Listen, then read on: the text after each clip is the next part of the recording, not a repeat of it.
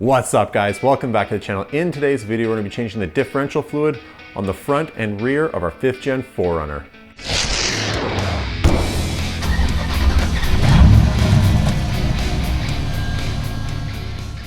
All right, so Toyota recommends that you change the differential fluid on your 5th gen 4Runner every 15,000 miles if you're doing a lot of off-roading or towing.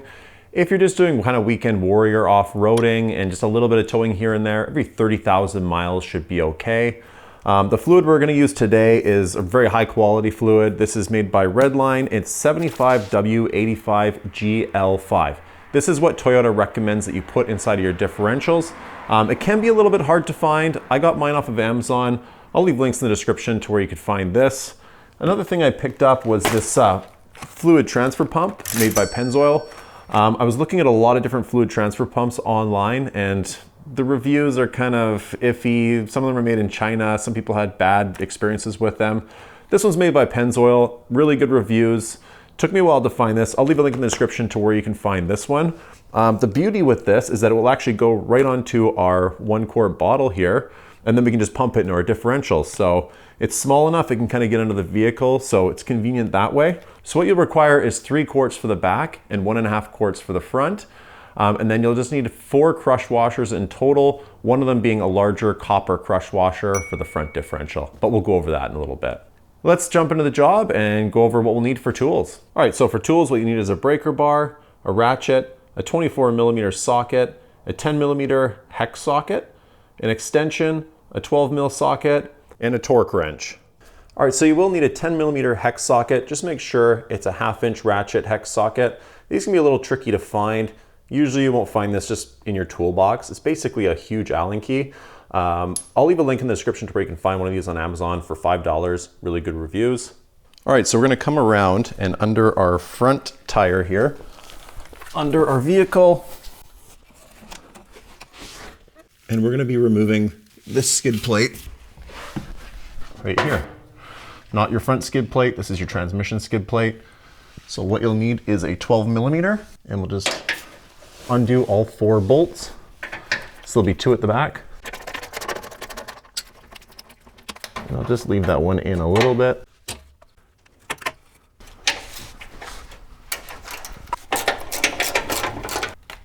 And then you'll have 2 more at the front, right behind your front skid plate, up in these holes here. So you'll need an extension on your 12mm. I'll take that one right out.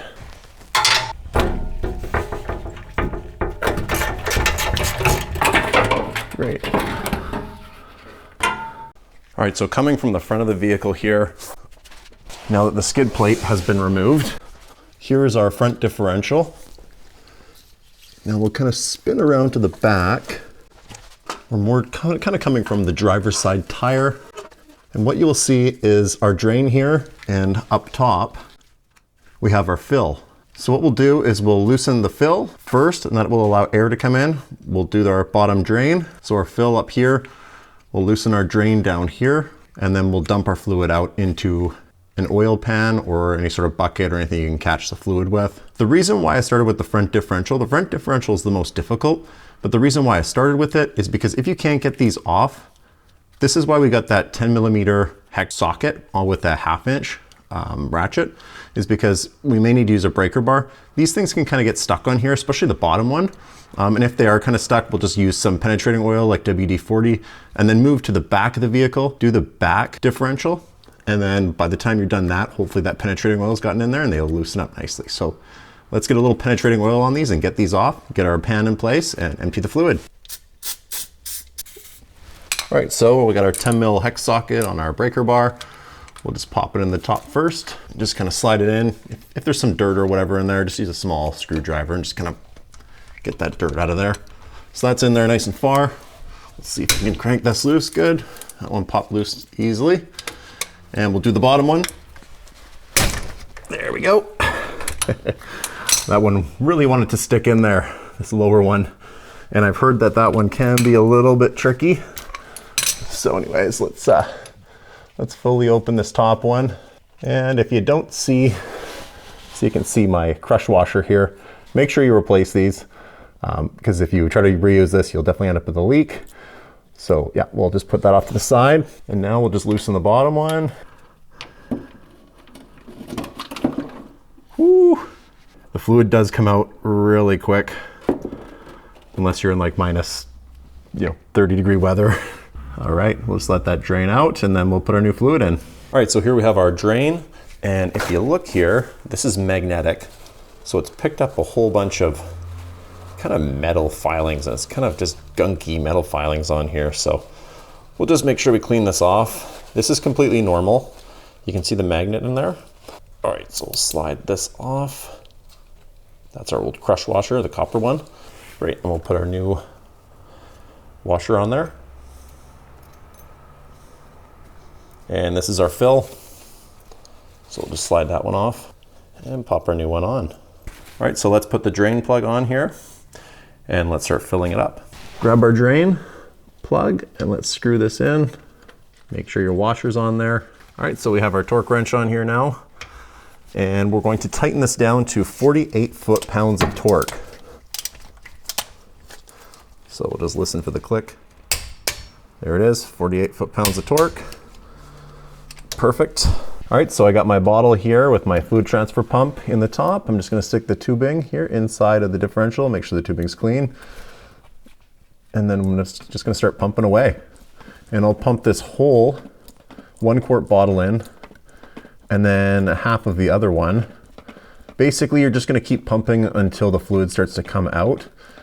Once that happens, then you know you're full to the right level. Just make sure your vehicle is on level ground. This fluid transfer pump is working very nicely. It's actually pumping this fluid pretty quickly.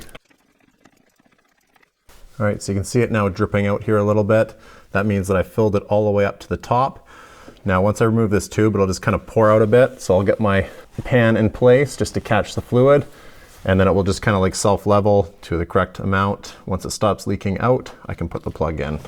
All right, that's about at the correct level now. Now we'll put our plug back on. All right, so now we'll torque it down to 29 foot-pounds of torque here with our new crush washer on there until we hear the click from our torque wrench. There we go. All right, let's put the skid plate on and move to the back of the vehicle now. All right, so the back of the vehicle, it's much more easily accessible. Much more obvious where the fill plug is and the drain plug is. I'm gonna clean mine up a little bit. We've had some pretty nasty conditions on the roads here, and there's just salt and grime and dirt. So I don't want anything getting in here, so just gonna make sure this is nice and clean. All right, so I removed the top fill plug here.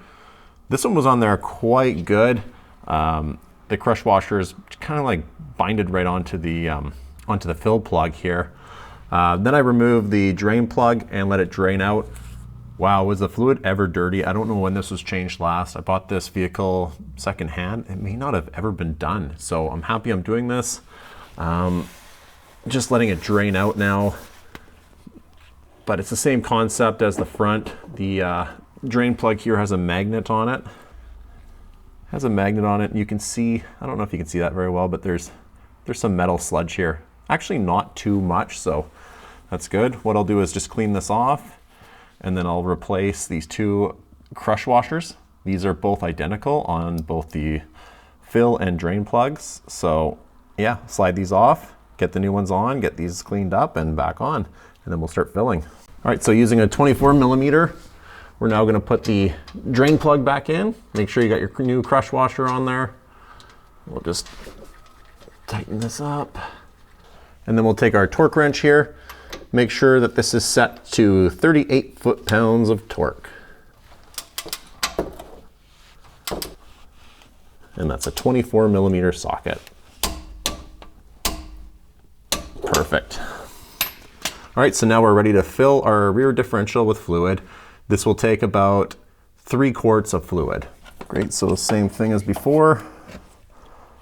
Make sure that this end is clean. Put it into our differential, and we will just start pumping away. All right, and just like before, we'll keep pumping until the fluid starts to come out. Once the fluid starts to come out, we know we're at the right level. Okay. Okay, definitely at the right level now. All right, so we'll put our fill plug back on here. And then we'll torque this down to 38 foot-pounds of torque as well. Make sure you have that crush washer on there. Great, that's 38 foot-pounds of torque. And now we are done the job. All right guys, so that concludes the fluid change on the front and rear diff on our 5th gen 4Runner. I hope you guys found the video useful. The job should take anywhere from 45 minutes to an hour tops. It's super straightforward. Just make sure you have the right tools. If you guys found the video useful, please like and subscribe. I hope to come up with a lot more videos and always appreciate your guys' support. Hope to see you guys in the next video. Bye now.